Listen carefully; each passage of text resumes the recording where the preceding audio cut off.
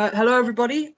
This is the first episode of our founders interview segment. This is just to tell you a little bit about SupportRoom. You can get a bit more of an idea of why it started, where we're progressing, and what our plan is for the future. So I'll introduce our CEO and founder, Ash Vipani. Ash, do you want to say a little something before we start? Yeah, look, really excited about these, these founder series that we're going to be doing. It's really important for, our audience to really understand who we are, how we started, some of the obstacles that we faced on getting to where we are today, 100%. but also what does the future look like as well? Amazing. So first question is, what is the driving force behind SupportRoom? Why did you start it? The driving force behind SupportRoom really came in 2020. As some of the audience might already know, someone close to me took their own life.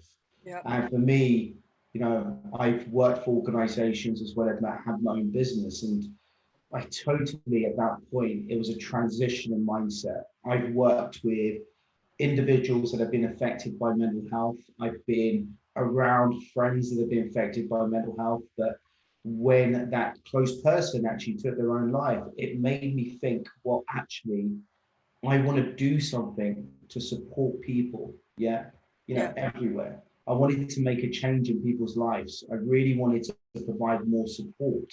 So the driving force was really that. That was a turning point in terms of, where my passions were taking me. And the more I kind of looked into the topic itself and really sat down with employees, leaders, the problem, it just, became bigger and bigger. I started unsurfacing so many different problems around different pillars within organizations. And I really came to the conclusion where we really needed to address technology based on three pillars. One was the employee, which was really important because they're the individuals that are really effective, but also the leaders were hugely effective. But we wanted to also focus on the leaders and how the leaders could, number one, help their employees within their own teams, as well as help themselves. That's 100%. Really important. And from an organizational perspective, it was important to allow the organization to really, number one, drive more employee engagement, build trust with their employees, but also transition to an organization where, we are delivering the right changes, not based on assumptions, but actually based on what the employees want. We also realized through conversations that mental health is such a big topic and so high on the agenda for many organizations, but actually so are other topics as well, like retention, talent, and performance and growth, especially after post-COVID. So we really wanted to tie in those areas as we kind of developed and move forward as well. Yeah, 100%. And, following on from what you've said about both leaders and employees, why is it crucial for businesses, whether they're big or small, to prioritize that employee well-being, but as well for leaders to look after themselves? I think if we just start with prioritizing mental health for your organization, I think it's from, it should be core to every organization. It should be one of the most important topics for every organization today. We've always been, as leaders within an organization, we've been very much steered on performance and growth. Yes. The issue is that you cannot drive performance and growth without having, making sure that your people within your organization are happy, in their own roles. They're happy within your company. And that's going to drive performance and growth. But also as an organization, mental health is affecting the bottom line every single year for every organization. It's about how do we address this correctly with the right strategies and the right policies internally. And if we do this, you're going to retain your staff. And that's why it's so important. Retention today is fundamental. Having good talent within your organization is key to driving growth. Yeah. So it's important that we support our employees and we ensure that we have the right services and support mechanisms implemented within the organization. And when it comes to the leader, leaders are not therapists. Yeah. Yeah. They can be mentors to their employees, they're coaches. Yeah. But they take on a huge amount of pressure and, support that they need to provide their employees Yeah. on board on themselves.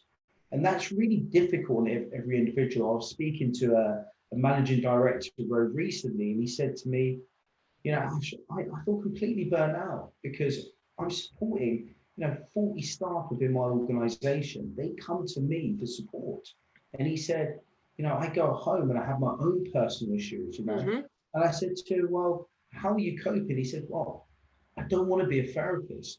I want to help because I'm a people manager, but I actually want something I can signpost to. So it's really important that the managers are very careful and about their own mental health and their own well-being. I think there should be boundaries in place, but I think managers also need lots more training as well in this area. Workshops, etc., within organizations need to be implemented. A lot of organizations are doing this. Yeah. But it's about how do you communicate as a manager to an employee within your team. Yeah. So there's lots of training that needs to go in place for leaders. But I think for leaders, they should have services and support mechanisms that they can signpost their employees to, as well as provide some support. And also for leaders, it's about understanding what's happening within their team as well. Yeah. So they need a little bit more transparency there. Yeah, 100%. And I think, both on the leader front and the employee front, super important. And, I think we've learned a lot with SupportRoom as well. But what is the biggest lesson you learned starting your own company from scratch?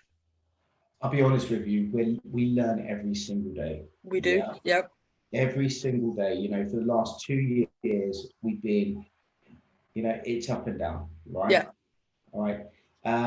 The one thing that I've really learned, especially managing a startup, is to be patient, right? Yeah. We have to be patient as an organization, but we also have to be motivated and driven.